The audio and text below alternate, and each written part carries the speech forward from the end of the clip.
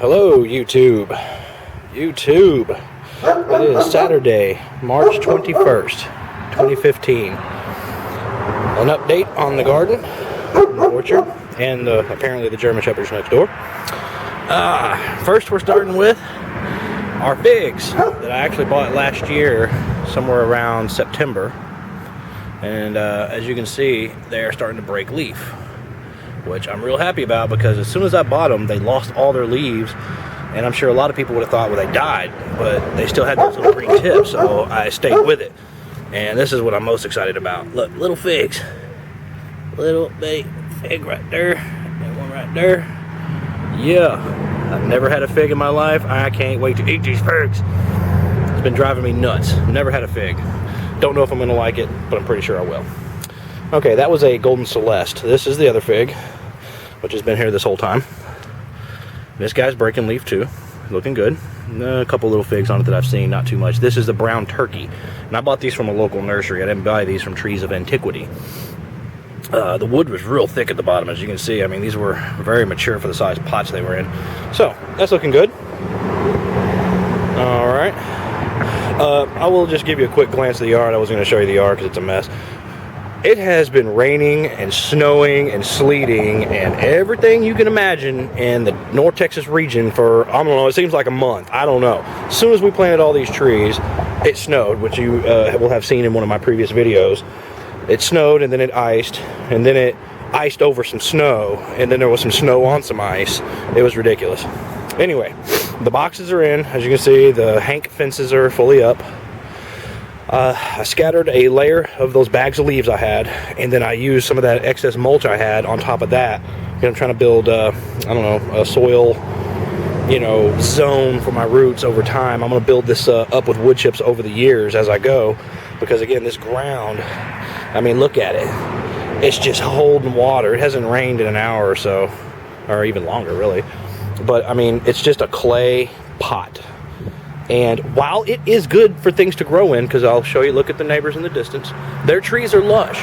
Their things are flowering. I mean, trees grow here. It's not that big a deal, but these are fruit and nut trees, and I don't want them to die. So I did the raised boxes again for aeration of the roots, for drainage purposes, and such and such. Anyway, okay, where are we at? Our first box is our pears, Asian pears. Now we've finally got some growth on this guy. You can see that little bud break. And you can probably see this little guy a little bit right here. Again, this camera doesn't focus real well. And this was the, whatever you call that, Ninjiki pear, whatever. Japan, 1898. All right, and this is the other pear, another Asian pear. This guy is the only thing in the entire garden that hasn't shown me any growth anywhere. Now, the rootstock's growing. It's producing little things, so, I mean, we still have hope. But it just hasn't done much. Now this is a Shinzinki, whatever, Japan 1945. Okay, moving along. Here's our apple box. 3 different apples. We have our, I believe that's Granny Smith right there. This guy is Fiji. Fiji hasn't shown us much. Okay, there's little furry knots, but they just haven't swollen like the other ones, and we just haven't seen anything on them. The apples and the pears were the slowest to do anything, and the pomegranates, but they are doing something, because look at my Granny. Granny is breaking leaves. And the stuff that I got from Living Earth and everything, look at the mushrooms. There's little mushrooms everywhere. Some people think that might be a problem. It may be. There's some in the distance over there. But fungally dominated compost. If you've ever seen John Kohler and Grow Your Greens, what does he talk about? Fungally dominated compost. Well, we got fungus, so we're looking good. And this guy right here, I believe, is the Sierra Beauty, and she's breaking open pretty good too. So I was really excited to see that, you guys. After all that snow and ice, who knew what was going to happen, right? Well, that is just the beginning of the party. So let's move forward. Again, the leaves, the dogs kind of dug up some of the leaves. I had it all nice and mulchy looking. Here goes the plums. Yes, the plums are popping out. The Jefferson plum here from the 1825 is flowering. Not that I need it to flower, not that I really want it to produce pears, but it's really pretty, and any signs of life, those are flowers. I'm just going to let it do it for the moment. I don't know if that was one of the self-fertile varieties. But if it's not, this guy's not flowering, so it doesn't matter. But look at that, it lived. Hey, you guys, excited. Look at this. All that wood we cut off, worrying about did I do too much. You know, I was trying to follow what I saw from Dave Wilson's nursery. But, you know, Trees of Antiquity didn't exactly tell me to do that or anything, but I did. But these are a little bigger than they were using on Dave Wilson. But obviously it works. Here we go to the Burbank Plum Cot, which is doing well. Definitely a different kind of leaves than the other pears and plums. Well, the pears aren't really doing anything, but he's definitely breaking out. But his buddy, the Dapple Dandy Pluot. Now there's a competitor right there. So happy, you guys. You don't even know how much worry and crap we went through. That, oh, did we just spend all this money, do all this labor for the ice to kill everything? And apparently it didn't. And this was the Dapple Dandy Pluot. I can't wait, because they say that's like a taste winner multiple years in a row. We still haven't got this area finished out. As you can see the leaf layer, and then what it would look like with a mulch on it. Because of the spacings of what we got, we're having to start to look at our raised beds for our vegetable gardens. You'll notice I have the fences down off of this guy. We wrapped that around the cherries in the back, but more on that in a second. Hank has gotten in there and done a little digging. I did a little digging, but that's the dog. But that's okay, as long as he's digging in there, he's not digging in my fruit trees. There's only a couple that aren't covered yet, and we just haven't got to it. Okay, the all-in-one almond. Come on down. This sucker has already flowered several times. That was a expended flower, and that is right there in the back. And you can see some of the petals down there in the mushrooms that are growing. And the mushrooms are growing everywhere. I'm really liking this biological activity. It may be too much of one or the other at this point, but at some point it will biologically stabilize, I guess is the way to say it. But look at that sucker. Of course, this was my first one to do anything anyway. But he hasn't quite caught up to the Dapple Dandy, but there's a lot more branches, so individually it's probably about the same amount of growth. There's just a lot more starts. Hank's garden shed.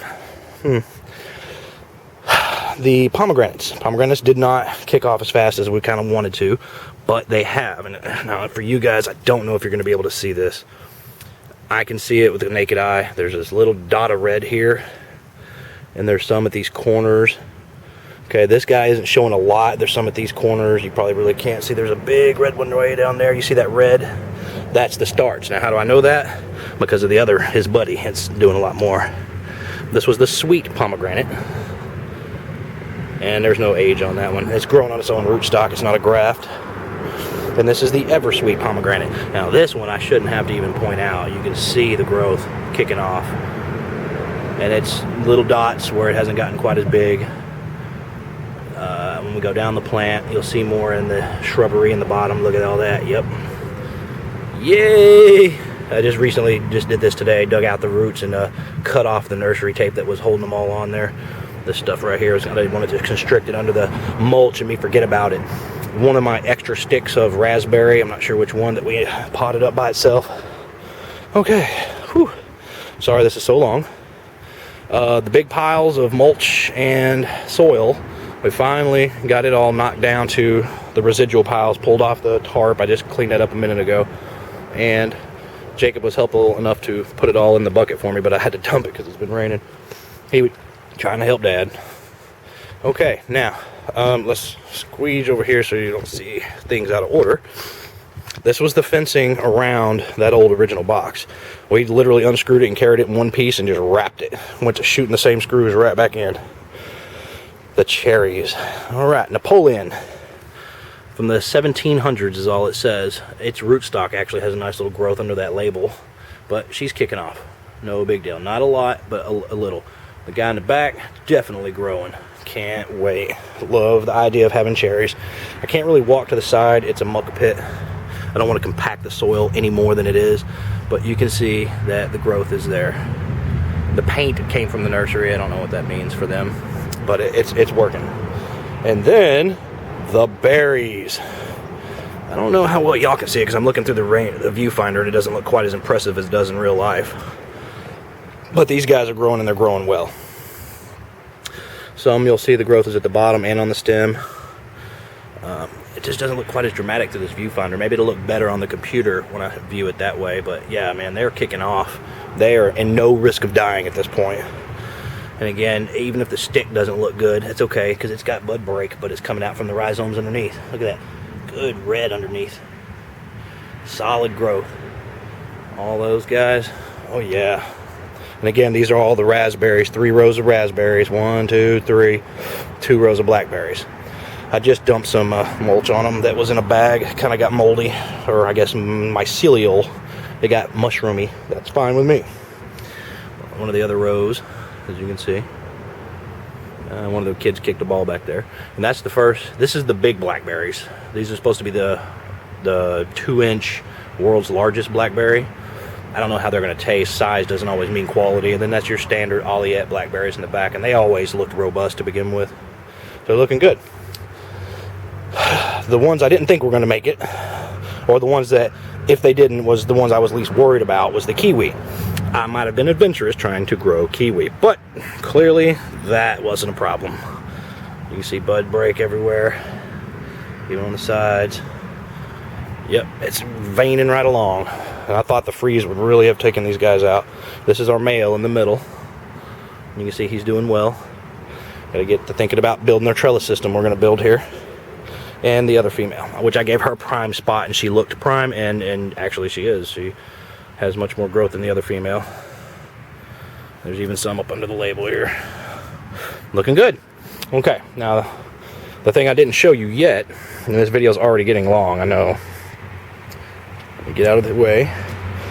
Was we got to start thinking about vegetable gardening now for the year. So, 2 more boxes, a 6x4 and an 8x4. And again, the wind blew them all down. We had them kind of leaning against each other, get an idea of how it'll look. Well, you got to consider the whole house and, you know, the feng shui, I guess, of the yard. When I back up to give you a more larger overview, you can see that not really at the edge of the house, that will be all one big growing area. Now this is supposed to be a greenhouse over here around this corner at some point, and then before that I believe I'm going to use this wood to create my compost area, because I still have all those bags of leaves from last year. When I have to start mowing this year, I'm wanting to try to do the drunken compost, but I want to be able to work 2 piles with a really long H, or you know, like a squared off U-shaped thing like you would see at a gravel pit. They scoop up into it. I want to be able to work 2 piles. But anyway, the vegetable boxes have to start getting started at some point. So 8x4, 6x4. I'm wondering if 4 may be a little too wide. I mean, I could probably get away with 3. If you have any opinions on that, sure, share them. So we'll do a couple over here. Oh, and the blueberries, we had them over there by the house at one point. I'm gonna box these out. They flowered early, but those frosts really hit the flowers hard, and you can see the leaves and everything look kind of copper coated. There's flowers and leaves that are still living. I don't know if they're ever going to produce this year, but you can see it under the bills. They look pretty. There's plenty of flowers. If this had been grown in the dirt and this had been a good year for them, we'd have tons of blueberries. I bought this from Home Depot back in, well, this is 2013. So the age of the wood, I understand, has a lot to do with its maturity and its yield ability. So hopefully we'll be able to get a lot once they kick off. Now this guy right here he took the frost hard. Didn't really flower as much after the frost hit, but I think you can see the little green growths everywhere kicking off real hard. It seemed like it jumped into a vegetative state real quick. It still has some flowers on it, but you can see the lighter green everywhere. And I needed these guys to cross-pollinate, obviously. I don't know, these varieties I don't really see online. They were Home Depot specials. Not knocking Home Depot, but you know, if you really want stuff that you know what their history is and their provenance is, you're gonna not want to get it from Home Depot sometimes. I'm not knocking Home Depot. I love Home Depot. Again, because there was already these little boxes here before we moved here, and this ramp has no sides anyway, I thought, well, heck, if we build a big box coming out all the way to there, box it off, because we got to be able to put bird netting up eventually, I might be able to get another variety of blueberry, one here, and get 4, 1 on each side, and they'll border the entrance to my shed. Should look kind of cool. So we'd have blueberries, multiple varieties, blackberries, raspberries, man, kiwis, vegetables, cherries, pomegranates, almonds. Oh, that big gap right there, forgot to mention, I love asparagus. Asparagus is a long-term commitment plant. Everyone knows that who's ever looked into them. Something big, deep, sandy, well-draining, and large, because I like a lot of them and I have an army of kids. So we're thinking about putting a box in between these guys. I have to check compatibility to make sure there's no diseases that jump between, let's say, almonds and plum cods pluots and asparagus, but we might just put us a big old bed of that in there. And again, because as you know, my soil here isn't well draining, I need to build up what's under there. I want to have a nice tall box, and I want a lot of those. Okay guys, look, there's more to say. I told you in my first video I'm a rambler. I'm gonna go ahead and stop because the video is already getting pretty dang long. But keep your eye out for us. We're gonna be here. Can't wait to show you guys this growth week after week for the next couple of weeks. I'm excited. And again, I don't know if you can tell how high this is in the box, but this, I'm gonna turn the camera straight. That's my waist. Hey. So it's waist high to above my belly button, under my diaphragm. It's a 1 foot 2x12 box. That much soil, mulch, and the pretty flowers. Hey, the flowers have opened up since we've seen them earlier. Pretty. All right, you guys, y'all have a good one. Keep your eye out for us. We'll be back.